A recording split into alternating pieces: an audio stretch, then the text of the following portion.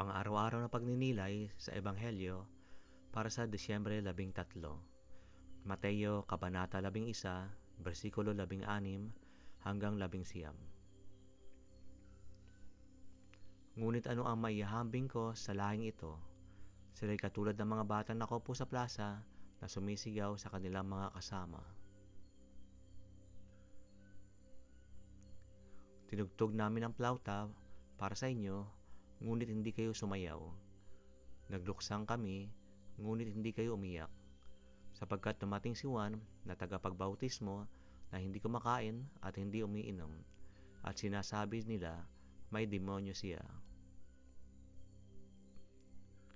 Dumating ang anak ng tao na kumakain at umiinom, at sinasabi nila, narito, siya ay labis na kumakain at umiinom, kaibigan ng mga maniningil, ng buwis, at ng mga makasalanan. Ngunit ang karunungan ng Diyos ay nahayag sa pamamagitan ng mga gawa nito.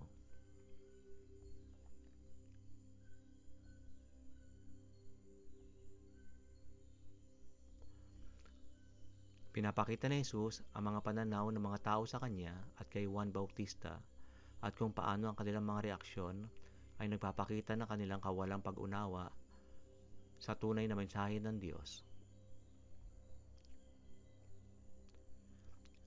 Paano may hangkop ang ebanghelyong ito sa ating pang-araw-araw na buhay?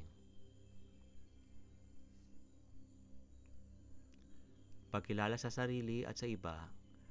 Ang talinghaga tungkol sa mga bata sa plaza ay nagpapakita ng mga inaasahan at paghatol ng tao. Minsan tayo ay nagiging kritikal sa iba batay sa kanilang mga desisyon o asal. Ang mensahe dito ay pangangailangan na unawain ang iba at ang kanilang pinagdadaanan sa halip na husgahan sila agad.